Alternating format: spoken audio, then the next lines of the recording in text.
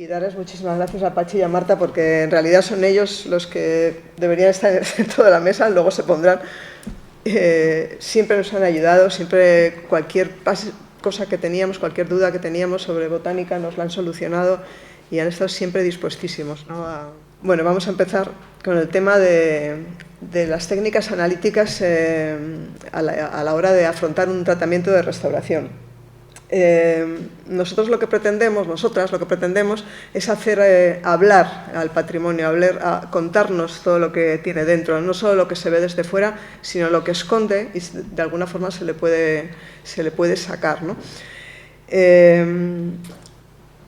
¿Para qué utilizamos las técnicas analíticas y los estudios? Pues para diagnosticar el estado de conservación que tiene el conjunto, para identificar las técnicas artísticas y las tecnologías que se han usado en la fabricación, para caracterizar los materiales, o sea, para saber cada parte de qué está hecha y en qué proporciones y con qué frecuencia se han utilizado, diferenciar las sucesivas intervenciones. Sabéis que muchas veces las restauraciones se suceden a lo largo de los siglos, se repolicroman las obras, se hacen cambios en las formas. En este caso, en Mártira, por ejemplo, sabemos que a lo largo de los siglos han pasado muchas cosas ahí que ahora no vamos a poder explicar con toda la intensidad que nos gustaría, pero que cuando se haga la publicación tendréis oportunidad de verlo todo bien clarito. Yo solo quiero presentar someramente el tipo de estudios y analíticas que se han hecho, no meterme en profundidades porque no nos daría tiempo, ¿no? También nos sirven las técnicas analíticas para datar, que en muchos casos es interesante. En arqueología lo tenemos muy claro, es muy conocido, ¿no? Cuando se data un material arqueológico. Aquí nos pasa lo mismo, podemos datar un hueso, podemos datar un textil, podemos datar una madera en un momento dado. Y luego también para conocer la historia material del objeto, su devenir a lo largo de los siglos. Nos hemos quedado sin hacer muchos análisis que nos hubiera gustado. A lo mejor en algún día se pueden hacer, seguro que en el futuro se pueden hacer cosas que ahora ni imaginamos. Entonces, bueno, es un tema abierto. Afortunadamente, como el otro día dijeron Gorka y Ainchane, esta obra es de todos nosotros, es de toda la ciudadanía alavesa, es patrimonio de todos. Vamos a tenerla cerca siempre, porque posiblemente pueda estar aquí en el museo más tiempo. Entonces, podrá haber oportunidad, si es necesario, de ampliar las analíticas. ¿Por qué es bonito, por qué es bello este conjunto y por qué es un reto? Pues por la diversidad de materiales y técnicas empleadas. Hay hueso, hay madera, bordados sobre textiles, hay trabajo sobre metal, las flores metálicas de arriba, por ejemplo, de este retablo, ¿veis? Son flores de hojalata doradas. Luego se han producido muchas intervenciones, añadidos y remodelaciones. Entonces eso también lo hace muy interesante y también un reto, ¿no? Porque hay que identificarlas. Y luego, pues, su variado estado de conservación.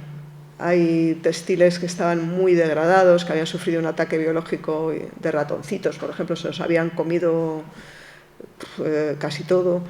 Luego la madera también ha sufrido ataque de carcoma. El vidrio, ahora lo vemos, los vidrios son nuevos, son antirreflectantes, pero la mayoría de ellos estaban rotos, los que cubren las reliquias, y los cráneos estaban completamente, y los textiles llenos de suciedad. Entonces, todo eso lo hacía un reto, ¿no? Especial. Para ello tienen que intervenir muchas especialidades dentro de la restauración, y esas especialidades además necesitan de las técnicas analíticas para continuar su trabajo, para hacer bien su trabajo. A lo largo de la charla nos vamos a ir centrando en un cráneo en concreto, que es este que veis señalado aquí por la flecha verde, que nosotros le llamamos VL6. Numeramos los cráneos a la hora de desmontarlos y hemos mantenido la numeración de momento así. Entonces, vitrina larga, 6. Este va a ser un poco el protagonista de la charla de hoy. Aunque vamos a mencionar analíticas y estudios que se han hecho en todo el conjunto. Aquí podéis ver el cráneo VL6 por las 3 vistas que tiene. Hablamos de cráneo, aunque como veremos luego, de cráneo solo tenemos un trocito. Todo lo demás es textil, es relleno, luego lo iremos viendo. Bien, antes de empezar cualquier tratamiento de conservación, lo primero que se hace es la documentación gráfica y fotográfica de la obra. Se hace por técnicas pues, tanto de luz con luz visible como pues, luminiscencia inducida por ultravioleta. A veces se tiene que utilizar luz infrarroja y luego se emplea muchísimo la microfotografía y la macrofotografía. Es muy importante también, y es labor de las restauradoras que han hecho este trabajo, un mapa de deterioros, de croquis, esquemas con los deterioros que han sufrido las piezas. Por colores se va determinando si está en peor o mejor estado, si faltan piezas. Entonces, los croquis son muy importantes a la hora de continuar los tratamientos, ¿no? Bueno, la caracterización de los materiales es también otro tema que es imprescindible para nuestro trabajo. Tenemos que saber que una fibra es de seda o es de algodón o es de lana. Tenemos que saber cuáles son los pigmentos que se ha utilizado, por ejemplo, al teñir un textil. Por ejemplo, en este caso aquí abajo veis unas fibras cortadas, no longitudinal, sino transversalmente, sí. Las fibras de seda son muy características, esa sección triangular. Y luego estas estaban teñidas de un azul índigo. Todo esto se sabe a través de las analíticas y todo eso forma parte de la información que luego servirá, por ejemplo, para saber esos pigmentos de dónde venían. A lo mejor no estaban hechos aquí, a lo mejor podían venir hasta de Oriente en un momento dado. Entonces, ese tipo de información es muy importante. Esta foto de aquí es una vista microscópica de una muestra de un lacre, de uno de los lacres de los que el otro día hablaba Ainchane, que está hecho de cera de abejas, de colofonia y de albayalde, de color rojo. Y luego, bueno, pues uno de los instrumentos que se utilizan para los estudios de espectroscopía de rayos X, para analizar en concreto la parte central del retablito de reliquias, y cromatografía de gases también. Eso para identificar fibras textiles y de papel, colorantes, pigmentos, metales, resinas, barnices y ceras. Esto que veis aquí son fibras de papel. Podrían ser también, son parecidas a algunas que encontramos en textiles, pero son fibras de papel. De un papel que posiblemente esté hecho, no sé dónde está José, pero está hecho de trapos, ¿no? Posiblemente. Entonces, por eso son como las de textil. Otra de las cosas que nos sirven a la hora de caracterizar también y ver intervenciones anteriores es la toma de muestras para estas pruebas también hay que tomar muestras microscópicas, salvo en este caso, que son no destructivas. En la mayoría de los casos tenemos que tomar una muestra muy chiquitita, de apenas medio milímetro, y con eso podemos caracterizar los materiales. Son exámenes que se hacen normalmente externos, o sea, no los hacemos en el servicio de restauración. Podemos hacer identificación de ciertas fibras, pero los más complicados los más complejos son laboratorios externos. ¿En qué consiste la estratigrafía? Pues cogemos una muestra de una zona del retablo, en este caso donde veis marcado aquí la zona amarilla, una muestra muy chiquitita con el bisturí. Esa muestra luego se manda al laboratorio y el laboratorio nos da una imagen y nos hace una interpretación de lo que hay en la fotografía. Aquí podéis ver la macrofotografía, o sea, la zona de donde se cogió, y este es el corte estratigráfico de esa pequeña muestra que se mandó al laboratorio. En esta muestra, por ejemplo, por poner un ejemplo, ¿qué es lo que vemos? Pues vemos un repolicromado. En esta zona del retablo, que está señalada, se dio primero un dorado, este es el bol del dorado, se dio una primera capa de dorado con el bol y con su hoja metálica. Pasó el tiempo, no les gustó, cambiaron las modas, no querían tenerlo de otra forma, y decidieron hacer una policromía con florecitas rojas y azules. Los restos de esas florecitas rojas y azules asoman aquí en estas zonas, ¿veis? Este rojo, este azul de aquí. El bol original, este que os he enseñado antes, es este rojo oscuro que veis aquí. No se conserva aquí el oro, pero se conserva el rojo. El oro se ha desgastado.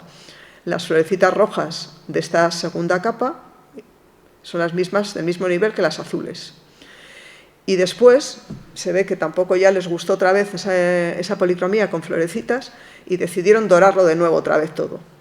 Y entonces la última capa que veis, la número 3, esta de aquí, es una capa de oro, pero no se aplicó con bol, se aplicó directamente sobre la policromía. El bol lo que hacía es hacer de soporte al dorado, le da una tonalidad especial. En cambio, esta capa la dieron directamente sobre la policromía. Entonces, para que veáis cómo se puede de una pequeña muestrita sacar mucha información, ¿no?, de diferentes intervenciones. Se ha utilizado también la radiografía digital. He puesto digital porque ahora todas son, o sea, normalmente son digitales, siempre. Lo bueno que tiene la radiografía digital frente a la tradicional es que la calidad de imagen es mucho mejor, podemos hacer ampliaciones mucho más precisas y luego es inmediato, o sea, sale del laboratorio a tu ordenador y no hay que hacer ningún tipo de tratamiento de la imagen. En la radiografía, aparte de ver el contraste de los diferentes materiales, por ejemplo, toda esta decoración son los bordados metálicos sobre la tela, sobre el textil. Si habéis visto las piezas, son tejidos de seda que están bordados con hilos metálicos, hilos entorchados de plata y de oro, con lentejuelas. Entonces, a la hora de hacer una radiografía, absorben diferente la luz que el textil, que no lo vemos los metales y vemos el hueso. La radiografía nos ha servido también para ver cuánto de hueso hay en cada cabeza, porque muchas de ellas no conservan el cráneo completo, sino un fragmento muy pequeño. Entonces, a través de la radiografía podemos ver lo que hay en el interior de esta pieza, ¿no?, de esta obra. El escáner es parecido, lo utilizamos de una forma parecida, lo que pasa es que nos da una visión tridimensional del interior. Entonces, bueno, aquí no lo tenemos en movimiento, pero tú puedes ir moviendo, un poco como cuando se hace una ecografía a un bebé, ¿no? Se puede ir moviendo, ver desde diferentes sitios. Y en este caso, esto que veis aquí es el VL6 famoso, el verde, ese que os enseñé al principio, que nos llamó la atención desde el principio porque tiene muy poco cráneo, o sea, en realidad luego veréis en la radiografía que solo conserva un trocito de la parte frontal del cráneo, luego lo vais a ver mejor en la radiografía, pero tiene una bolsa, vimos que tenía un saquito, una especie de bolsa en la parte trasera, relleno de huesecillos, de papeles. Eso es lo que veíamos en el escáner. No sabíamos exactamente qué es lo que era, luego lo vamos a ir viendo. Esta es otro escáner, otra visión de uno de los cráneos, de uno de los conjuntos del retablo de reliquias que está a este lado de aquí de la exposición. En ese caso hay piezas que son cráneos, otras son cráneos hechos a partir de trocitos de hueso y una pasta que está hecha también de hueso molido y algún tipo de cola vegetal. O sea, que es una reconstrucción, no es un cráneo de verdad. Y esa pasta, esa reconstrucción se ha hecho sobre una estructura de alambres. Entonces, ellos construyeron una estructura de alambre y luego construyeron un cráneo, porque necesitaban otra cabecita ahí, sobre la estructura de alambre.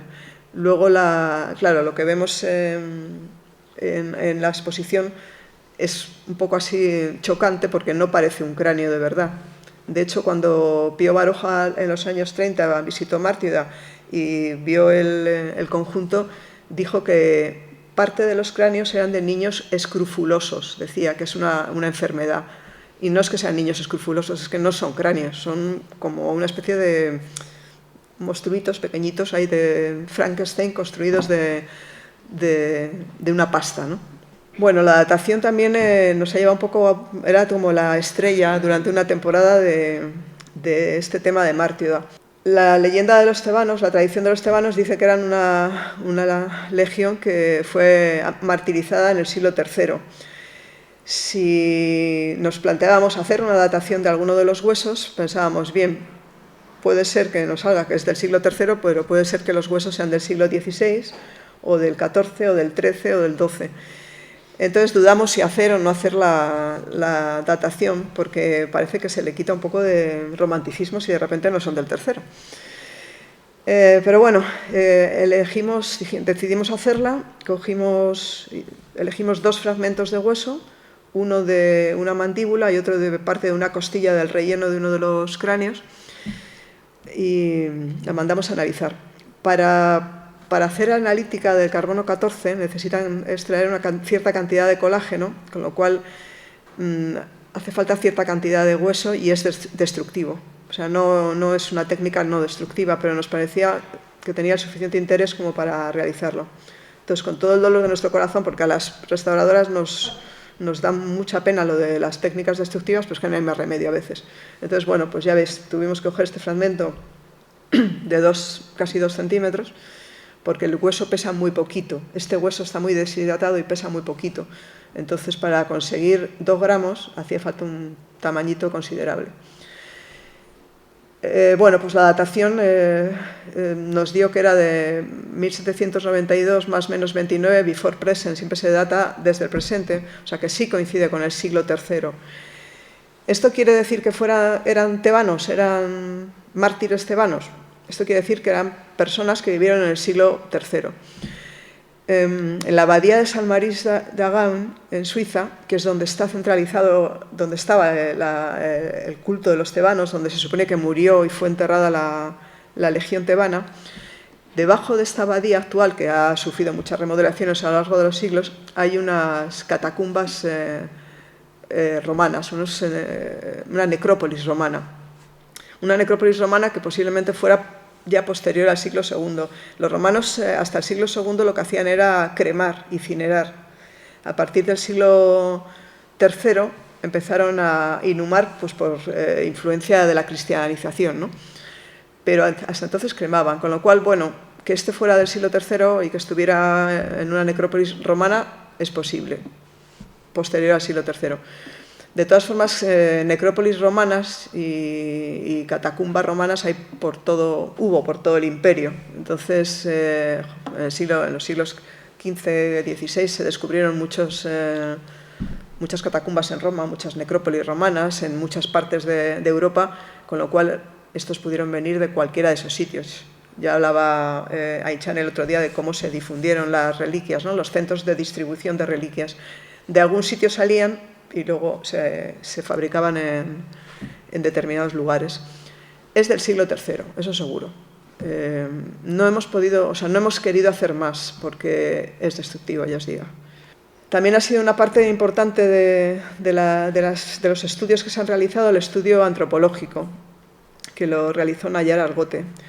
Se basó en morfología anatómica, o sea, lo que se hace es estudiar los huesos, medirlos, pesarlos, pero no hemos hecho análisis, por ejemplo, de isótopos en los dientes o otro tipo de analíticas pues, que nos podrían a lo mejor indicar con mayor certeza procedencia geográfica, porque el tema de la ascendencia geográfica indeterminada, aunque Nayara nos dijo que posiblemente eran de origen mediterráneo llega hasta casi el norte de Europa, lo que es las morfologías del cuerpo, ¿no? Pero eso solo se puede saber con seguridad si se hacen estudios de alimentación, por ejemplo, que eso ya sería cuestión pues, de analizar un diente por isótopos.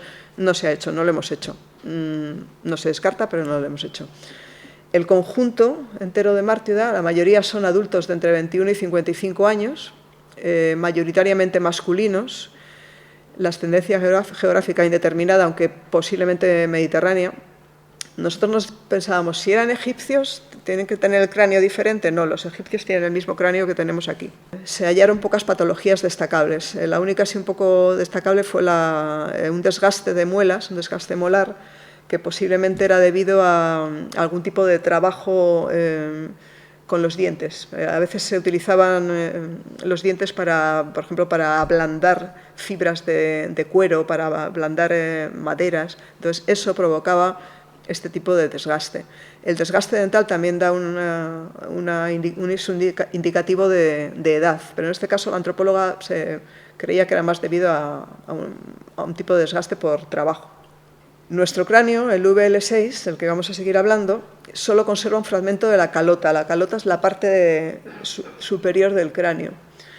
Es un fragmento relativamente pequeño, correspondería más o menos con esta zona, y no nos dice mucho, no nos dice si es femenino ni masculino, porque no, por ejemplo, no tiene órbitas. En las órbitas de los ojos se puede saber, según su finura o grosor, si es masculino o femenino, pero en este caso no conserva eso. Ni tampoco nos da muchos datos de la edad, porque como veis no tiene suturas. Sabéis que los cráneos tienen una serie de suturas, la sagital, la frontal se llama metópica. La metópica, que sería la que correspondería aquí, a esta parte de aquí, se cierra a los 2 años. Evidentemente, este cráneo tiene un tamaño considerable y no tiene esa sutura abierta. Y luego la sutura sagital no la podemos ver claramente, porque no llega hasta ahí la calota. Entonces, no nos da muchos datos. En otros cráneos sí que se conserva esta sutura, lo que nos quiere decir que son mayores de 40 años, que es cuando, si se conserva es que son menores de 40 años, si está cerrada son mayores de 40 años, por eso Nayara hablaba de gente de 55 años, porque no tenían ya esa sutura. Bien, aquí veis la radiografía que hicimos del VL6 con el saquito, ese que os decía que se veía de frente en la otra en el escáner, aquí se ve claramente en la parte trasera, y luego ya veis lo que conserva de cráneo, solo este poquito, es la calota, lo que os decía, el fragmento de calota. Solo este poquito. Todo lo demás está relleno de papeles, de textil, de metalitos, de huesos, de muchos huesos, de vértebras, de costillas. De todos los cráneos, de todo el conjunto, decidimos abrir uno de ellos porque nos parecía importante saber cómo estaba construido el cráneo. Entonces se hizo una especie de autopsia. La autopsia la hizo Itziar Viana, que es restauradora de textil, porque se necesita ser especialista en textiles para este trabajo, se necesita ir descosiendo poco a poco y documentando qué tipo de costura se ha utilizado para luego volver a reproducirla una vez cerramos el cráneo. Entonces se abrió con mucho cuidado, con mucha delicadeza. Empezaron a aparecer, se fueron retirando los textiles exteriores y empezaron a aparecer los interiores. Parece que los interiores son textiles bastante más antiguos y son de menor calidad, igual que el exterior puede ser de seda, el interior pues, de lino, aunque pueda estar teñido, pero son diferentes textiles. Aquí está ya abierto el cráneo, se ven parte de los textiles que hacían de relleno, y este es el saquito que estaba dentro. Ya veis, estaba perfectamente cosido. Y aquí, pues Itziar empezó a vaciar el saquito, a vaciar todo lo que había dentro, que era mucho, como veremos luego. Había, por ejemplo, muchos fragmentos de hueso, había 119 fragmentos de hueso, de pie, de mano, cráneo, huesos largos, costillas, vértebras, fragmentito de pelvis, un martillo del oído, un diente infantil, que es el único hueso infantil que aparece en todo el conjunto, un incisivo infantil. Y luego innumerables fracciones menores no identificables. Todo lo que veis aquí son huesecitos que la antropóloga estuvo clasificando con muchísima paciencia y vocación, porque muchos de ellos es imposible, tienen un tamaño tan chiquitín que es muy difícil, ¿no? Dentro del cráneo y dentro del saquito había otras cosas también interesantes.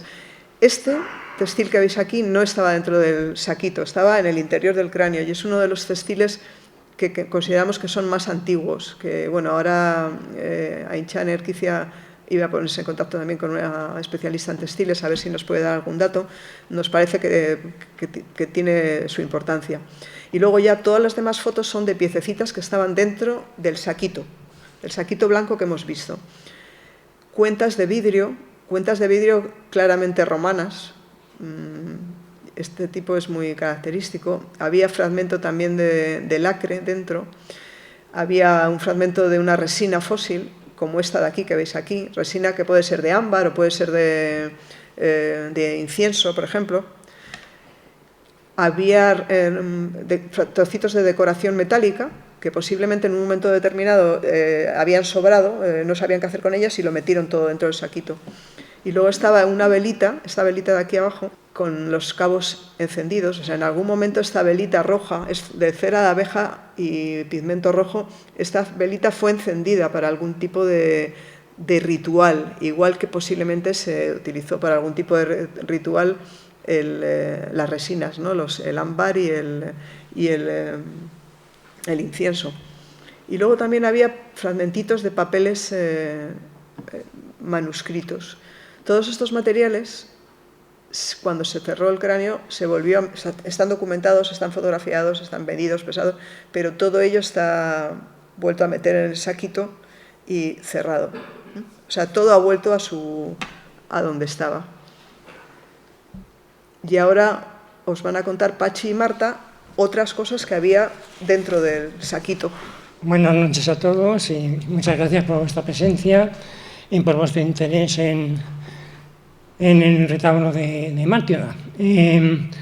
Marta y yo queremos agradecer al Servicio de Restauración de la Diputación Foral de Álava y al Museo de Bellas Artes la oportunidad que nos dan de venir aquí a contar nuestra modesta participación dentro de este proyecto tan apasionante y tan meritorio que es la restauración, la puesta en valor y el estudio del relicario de la región tebana de Mártioga. También tenemos que decir que Marta y yo estamos muy orgullosos y es un honor para nosotros haber participado en este estudio. Nosotros somos botánicos, nos consideramos naturalistas, nos preocupa mucho la conservación del patrimonio natural, pero también tenemos sensibilidad y también tenemos preocupación por la conservación y el estudio y la puesta en valor del patrimonio de origen humano, del patrimonio cultural, histórico, artístico y estas cosas. Lo que os vamos a contar es un estudio que hicimos sobre unos pequeños restos vegetales que aparecieron en ese saquito que nos ha contado Paloma. Creo que fue en 2017 cuando Paloma nos llamó contándonos que estamos restaurando un relicario que había aparecido un resto vegetal que ella decía que parecía una rosa. Efectivamente, no es una rosa. Y nos dijo que si queríamos ver el relicario, nosotros pensábamos, pues un relicario, pues una cajita con un huesín de nata, y cuando empezó a abrir cajas allí y a aparecer cráneos y cosas, nos quedamos estupefactos, ¿no? Una cosa increíble. Y nos mostró pues, que efectivamente había un resto de una flor, parecía aquello muy claro, y le preguntamos si habían observado más restos vegetales de algún tipo. Y dijo que no habían hecho demasiada búsqueda, entonces Marta y yo dijimos que merecía la pena seguir hurgando allí a ver si aparecían cosas. Pasamos un par de mañanas ahí revisando con paciencia el contenido del saquito y efectivamente había más cosas. Nosotros hicimos una estimación de que el contenido del saquito, dentro del cráneo, pues la gran mayoría, más del 90%, son partículas óseas, como veis ahí, muy machacadas, son pequeños fragmentos. Había también arena y un 2% de ese contenido eran restos vegetales. También aparecieron cosas como un cristalito de yeso, muy guapo, muy pequeñito, y algunas diminutas piezas de metal, muy pequeñas también.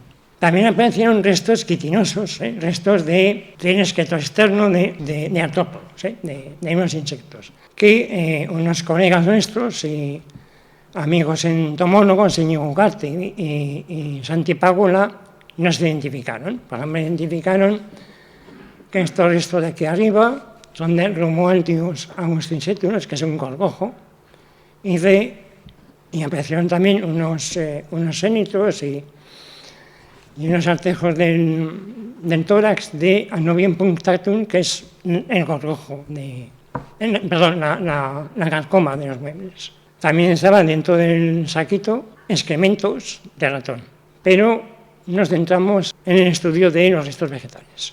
¿Cómo uno identifica restos vegetales que aparecen en este tipo de contextos? Bueno, los botánicos habitualmente trabajamos con manuales y con floras que nos vienen muy bien para identificar una planta pues, que viene en el campo, que está completa, que tiene raíz, tallo, hojas, flores, frutas, tiene todo. También cuando uno trabaja con material de herbario, con pliegos de herbario, que están muy completos. Pero claro, en este tipo de situaciones, lo que uno encuentra son brinas muchas veces, son restos muy deteriorados. Y entonces hay que recurrir a otra cosa, a otra técnica, que sobre todo es muy importante poder comparar. Cuando tú sospechas, uno tiene ya cierta experiencia, ha trabajado con muchas plantas y cuando ve un resto dice, pues esto a mí me parece que puede ser tal cosa. Entonces va uno a un herbario y compara con material de herbario, con pliegos, y comprueba si es eso que sospecha o tiene que seguir buscando. En nuestro caso, pues tenemos la suerte de contar con el herbario MIT, que es el herbario del Museo de Ciencias Naturales de Álava. Es uno de los herbarios más importantes de España. Supera los 200.000 pliegos o registros o muestras o especímenes, como queráis. Y nos permite pues, hacer este tipo de trabajos de comparar los restos que uno encuentra. Los restos vegetales que hemos encontrado en el saquito de este cráneo son estas 4 especies que os mostramos aquí: el espriego, romero, diente de león y rosal de Castilla, un tipo de rosa. Marta nos va a comentar algunos de estos restos y yo al final volveré para hablar de la rosa. Bien, bueno, pues no hemos dejado mucho espacio para el suspense, ya sabéis las plantas que encontramos. Vamos a empezar con la primera, que es la que estaba más abundante dentro del saquito. Cuando empezamos a triar todo el contenido del saquito, enseguida vimos, esto es una cosa vegetal. Y al principio empezamos a llamarle semillas y luego ya nos dimos cuenta que no, porque dentro no había nada y era una cosa que, bueno, pues que estaba como hueco, y luego empezaron a aparecer ya algunas que estaban un poco más deterioradas y se veían así como unas costillitas en el interior. Entonces, como os comentaba, Pachi, esto pues es echar mano de lo que tienes en la cabeza y bueno, pues empezamos a pensar, vale, pues no es una semilla, bien, pues ¿qué puede ser? Pues así tan cerradito y así, pues esto puede ser un cáliz. Vale, ¿y un cáliz de qué? Es de una flor, pero a ver, ¿de cuál? Y bueno, pues dando vueltas y así dijimos, oye, y pues esto parece de una labiada. Pues igual es cuestión de empezar así por lo que fuera más razonable, que pudieran meter en un saquito en el siglo III o en el siglo XVII, cuando tocara. Y pensamos que igual una buena opción era, evidentemente, empezar por cosas que fueran aromáticas. Así que dijimos, oye, ¿y una lavándula? Porque esto tiene pinta. La siguiente fase es darte cuenta que bueno, pues, hay 39 especies de lavanda en el mundo. En lo que es la península ibérica tenemos 8 y en el País Vasco nos llegan 3. Pero es que no teníamos tampoco ninguna referencia geográfica. Lo que tuvimos fue mucha suerte porque encima del cáliz, ya veis que no es una cosa lisa, tiene como una especie como de borra, que son pelos. Y cuando miramos los pelos a la lupa, estos pelos son unos pelos estrellados, son en chiquitín, como pequeñas palmeritas, que bueno, pues cuando las ves desde arriba, pues parecen estrellitas. Y con esto tuvimos mucha suerte porque de lavándulas con pelos estrellados en el cáliz solamente hay 2, la lavándula latifolia y la lavándula angustifolia. La lavándula angustifolia es la lavanda que cultivamos para extraer aceite y para hacer perfumes y tal. La lavándula latifolia es la que nosotros, sobre todo en el sur de Álava, encontramos cuando vamos al campo. Así que ahora ya habíamos bajado mucho, nos habíamos hecho de 37 lavandas de las 39 que hay, así que solamente quedaba decidir cuál de las dos nos parecía más adecuado. Y con las comparaciones con material de herbario, sí que vimos que bueno, pues el cáliz en lavándula latifolia es más cortito que en la angustifolia. Y también vimos que en la angustifolia el cáliz normalmente tiene un colorcito morado, que además llega hasta abajo y que se mantiene muy bien en el herbario. Y esto no tenía color morado por ninguna parte y además era bastante pequeño, eran como 3, 4 centímetros, 5 centímetros como mucho, y la angustifolia llega a 7. Así que nos decantamos por la lavándula latifolia, nuestro espliego de toda la vida. La foto que os acabamos de poner ahí es una foto sacada sobre material de herbario. Es seco, pero ya veis que aquí tenemos los cálices con todas las costillas que tienen, y aquí los vemos cómo están insertos en un tallito, en unos nudos.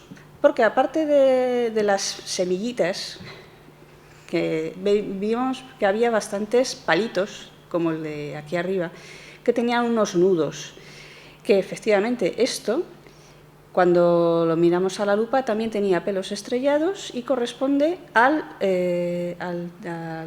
tallo que soportaba los cálices que estábamos viendo sueltos, de manera que, bueno, pues esto en el pliego de herbario vimos que coincidía perfectamente. El espliego, o también que se llama lucema, es una planta que evidentemente se conoce desde muy antiguo y que ha sido muy utilizado en medicina y, bueno, y para aromáticas y también incluso como especia. Lo que ocurre es que, no sé si todo el mundo conoce el espliego, o bueno, más o menos. Es una planta bastante pequeñita que tiene las hojas en la parte de abajo y luego emite unos palitos, vamos a decir, unas inflorescencias con las flores en la parte superior. De manera que en la fotografía estamos viendo las inflorescencias con los cálices, la flor, que es de color moradita y además es una flor asimétrica y muy típica de la Viada, y en la parte de abajo, por aquí abajo, tendríamos las hojas que son alargadas y, bueno, pues es muy fácil cortar la inflorescencia para quedarse con las flores y dejar la planta perfectamente viva. Pero es una planta que es propia de la cuenca mediterránea. En España es exclusiva de la parte oriental de la península, porque ahí es donde encuentra las calizas que necesita y el calor que necesita. En el País Vasco la tenemos en el centro y en el sur de Álava, y en el resto del País Vasco es muy rara, bueno, está naturalmente ausente, y si la encontramos es probablemente algo asilvestrado de alguien que ha cultivado en las proximidades. Lo que ocurre es que, bueno, después ya cuando fuimos sabiendo más también nosotros sobre los cráneos, y empezamos a conocer que, bueno, pues habría un centro en Suiza que sería, digamos, el emisor de estas reliquias, y que en Flandes podría ser uno de los centros donde se podía haber manufacturado todo el cráneo que estábamos mirando nosotros. Pues la verdad es que el espliego ni en Suiza ni en Flandes colaban nada bien. Pero esto tiene una explicación muy fácil. Las plantas que nosotros encontramos en el saquito, el espliego que encontramos en el saquito, no era espliego silvestre, vamos a decir, sino que es un espliego que ha estado cultivado. Y de hecho es una planta que se ha cultivado mucho, así que por toda Europa, sobre todo en monasterios y en jardines de castillos y así, es una planta que se puede encontrar fácil porque tenía uso y tenía un aprecio. Bien, pues pasando ya a la segunda de las plantas, esto todavía fue más enigmático que las semillitas que terminaron siendo cálices de espliego. Y es que veíamos unos palitos, como con unos brillitos por arriba, y luego por la parte de abajo pues tenía como un surco que estaba relleno de algo. Pues eso era la sensación que nos daba. Y bueno, luego ya mirándolo con un poco más de tranquilidad vimos que podíamos ver una base, que no eran iguales los extremos, teníamos una base por un lado y un ápice por otro. Y esto evidentemente tenía que corresponder a una hoja que tiene bordes involutos, es decir, una hoja que se ha, digamos, retorcido hacia el interior, como una especie de voluta, y lo que veíamos así relleno es en parte también una masa de pelos, porque el romero también tiene pelitos, como el espliego, pero además se había reforzado con bastante detrito y bastante polvo, que claro, después de toda la historia que han tenido estas pobres hojas de romero, pues también se había ido ahí acumulando. Son bastante largos, tienen como 1,5 centímetros y así, lo que corresponde muy bien a las hojas de romero. Y esta, aquí os volvemos a poner una fotografía que está tomada sobre una hoja de romero de uno de los pliegos del herbario Vid. Y ya veis que aquí también se ve una cosa blanca, evidentemente esto no es polvo, esto es toda la concentración de pelos del romero. Aquí ya vemos el romero en todo su potencial. También es una planta como el espliego, que es exclusivo de la región mediterránea, pero con referencia al espliego, el romero se ha extendido por Europa muchísimo y desde muy antiguo. Por Europa y bueno, por todo lo que es la cuenca mediterránea, porque por ejemplo sabemos que en Egipto se ha utilizado, porque ha aparecido romero en algunas tumbas. Y una cosa curiosa, para explicaros un poco el por qué todas estas plantas que son mediterráneas han terminado en sitios como Flandes perfectamente y mucho más al norte, es por el uso que tenía. Es una planta que se ha considerado medicinal, la utilizamos en la cocina, incluso Carlomagno, cuando Carlomagno hizo una especie de tratado de cómo debían de ser los poblados carolingios, que aquí hay que poner orden y concierto, y hay cosas que necesitamos, con lo cual tenemos que cultivarlas dentro de cada uno de los poblados. Y tiene en ese tratado un capítulo dedicado a las plantas, nombra nada menos que 74 plantas herbáceas y 16 árboles frutales que deberían de estar cultivados por sus usos alimenticios y sobre todo por tener uso medicinal y como plantas para textiles, para teñir textiles, todo lo que tuviese un valor para el ser humano, pues eso, para diferentes cosas.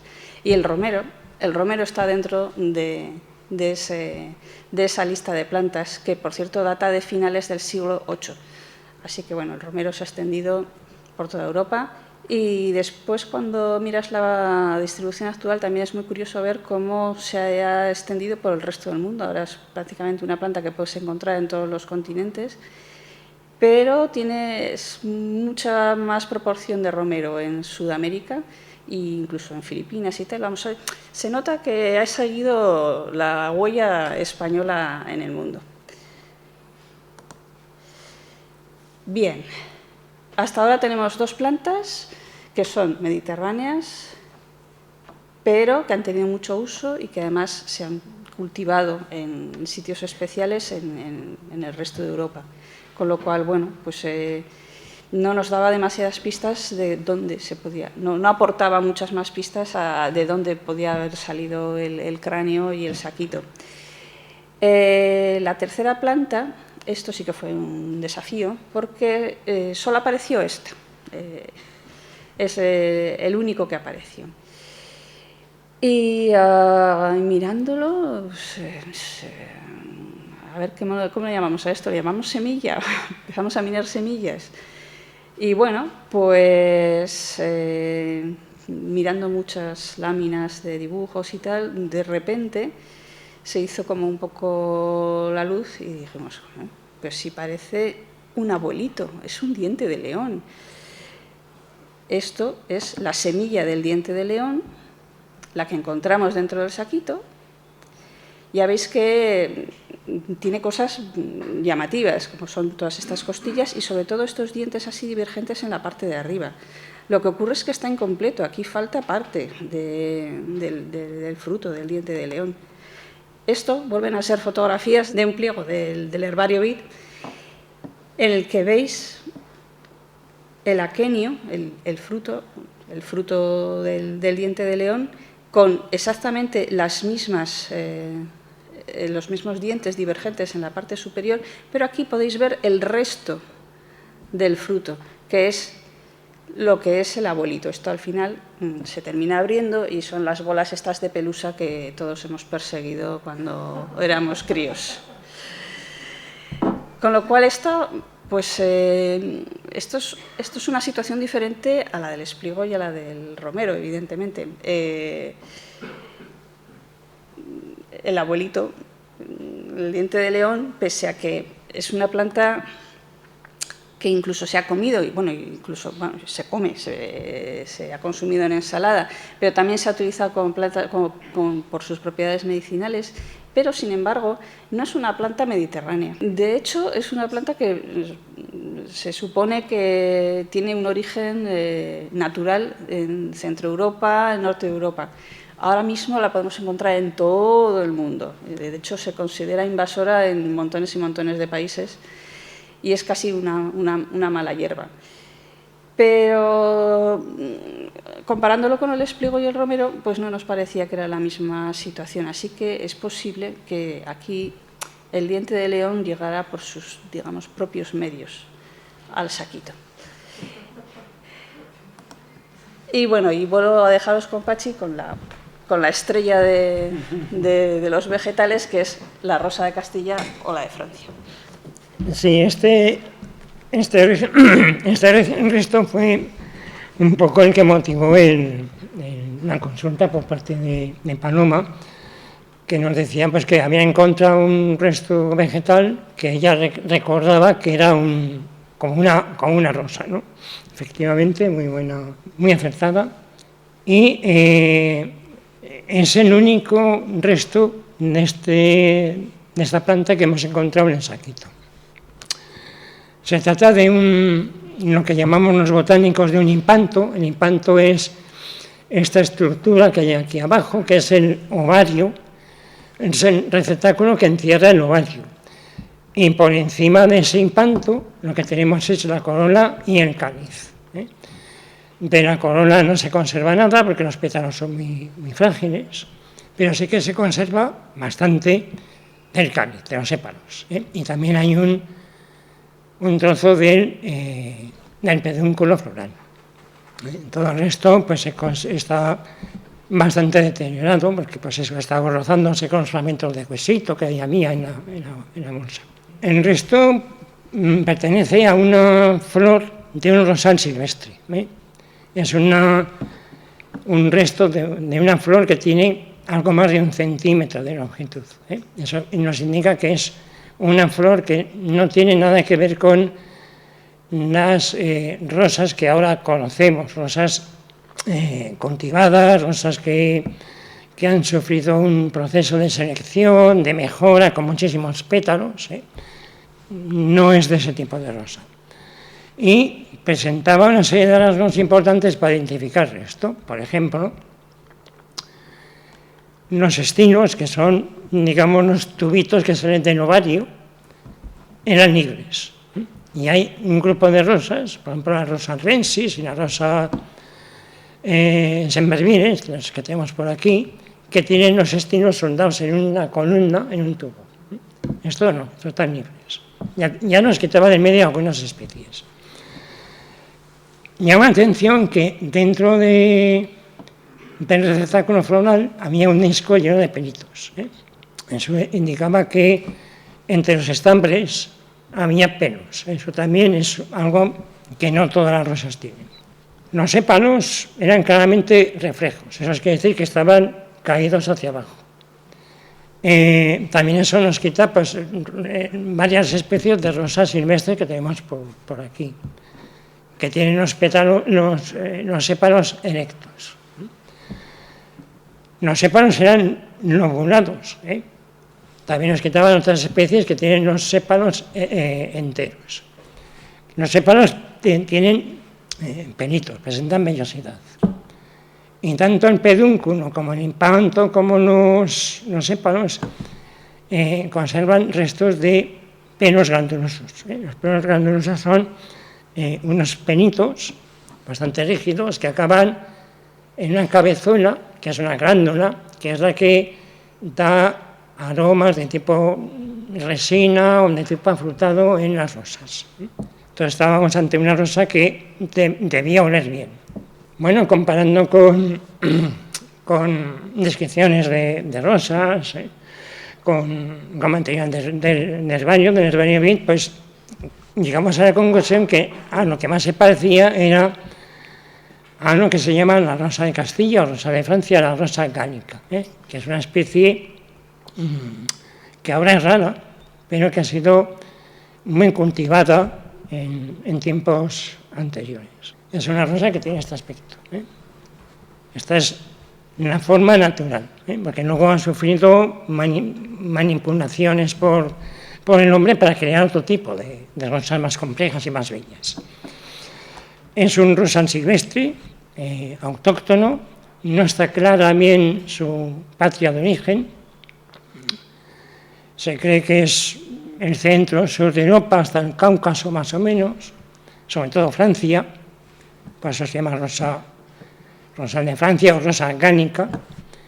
En la península ibérica, si no es autóctono, es un rosal que llegó desde hace muchos años, hace mucho tiempo que está por aquí.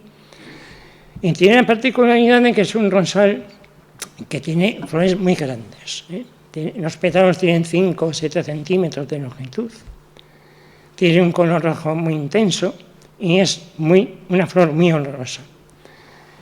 Esto de color rojo es importante porque la mayoría de las rosas silvestres que tenemos en Europa tienen flores de color blanco o con tonos rosaditos, como mucho. Esta es la única que tiene un color rojo bien claro. Y esto es lo que la hacía pues, muy atractiva para como flor ornamental, con mucha simbología, usos medicinales. Es una planta que se ha cultivado desde muy antiguo. Hay testimonios que los griegos y los romanos ya lo usaban. Se usaba mucho en los jardines, en los claustros de los monasterios medievales. Y a lo largo de los siglos se ha ido cultivando, y sobre todo a partir del siglo XVII, XVIII, XIX, sobre todo XVIII, XIX, empezaron a aparecer variedades con mutaciones, con muchos pétalos. La forma natural tiene 5 pétalos. Luego vamos viendo un poquito esto. Como he dicho, es una planta que se utilizó mucho durante la Edad Media y hasta el siglo XVIII y XIX, cuando empezaron a llegar a Europa rosas de China. Hay como 150 especies naturales de rosas en el mundo y buena parte de ellas están en China. Y además tienen mucha variedad de colores de flores, de tamaños y de tipos de floración. Entonces, cuando en China se abrió el mundo, empezaron a llegar rosas de China y se empezó a mezclar con las rosas silvestres que tenemos aquí y aparecieron variedades más vistosas. Y la rosa gánica empezó a declinar su uso a partir de la segunda mitad del siglo XIX.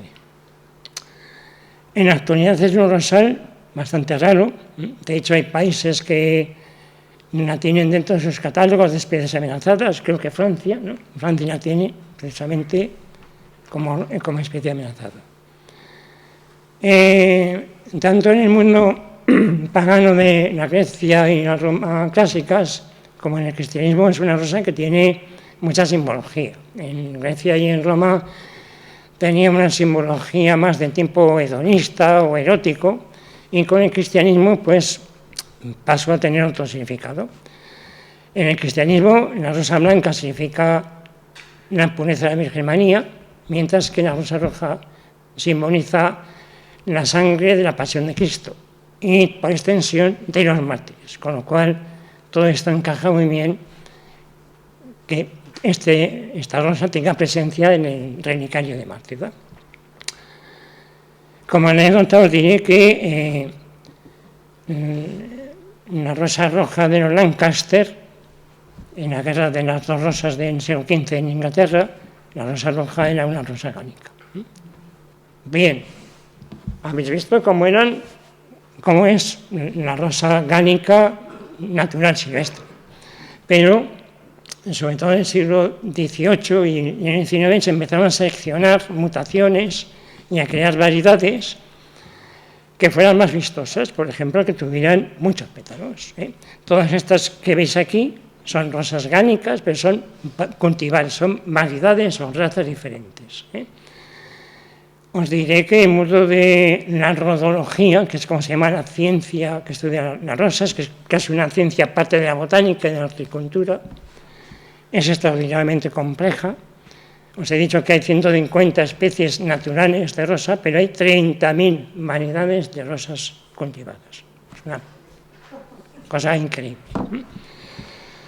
Bien, la rosa gánica es el padre o la madre de muchas de las variedades de rosas modernas que se cultivan ahora.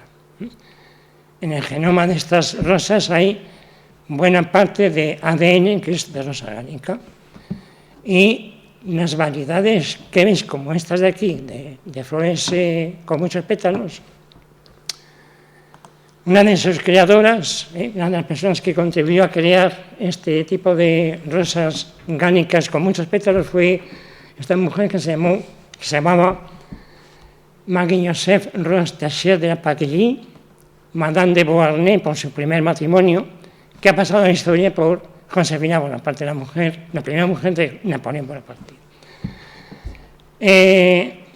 Josefina Bonaparte no le gustaba la vida en París, en las tullerías, en las intrigas, palacigas y todo aquello, y se compró, hacia 1799, este palacio, el Château de Malmaison, donde creó un jardín impresionante, donde cultivaba de todo, y entre las cosas que cultivaba, muchas rosas.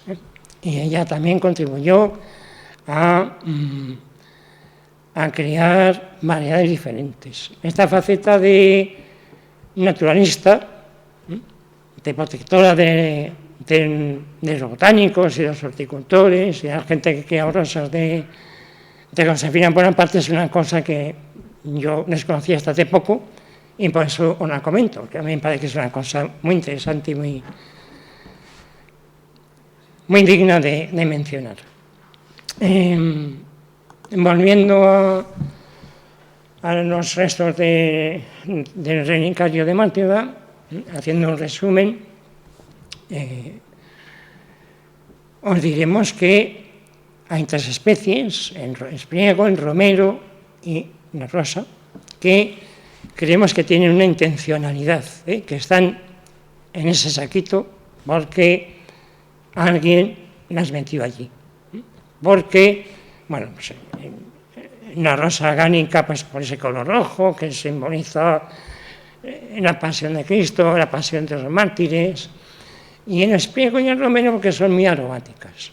El otro día, en Chan y Gorka nos contaban que ellos interpretaban todo este montaje del relicario como una escenografía de lo divino, del cielo y de la santidad. Y hablaban, pues que la imagen es que los santos no se pudren, que huelen bien nuestros cadáveres, el olor de santidad. Y entonces creemos que todo esto del olor de santidad pues está relacionado con este uso de espriego y romero como plantas aromáticas que creemos que se metieron con esta idea dentro de ese saquito. Nosotros pensamos que lo más probable es que estas ofrendas florales, digamos, se realizaran más en el siglo XVII, cuando se construyó todo el retablo. Porque, bueno, hay un detalle que igual hemos pasado un poco por alto. Os hemos comentado que el espriego, el romero y la rosa son de clara intencionalidad. De hecho, además, el espriego y el romero son restos abundantes.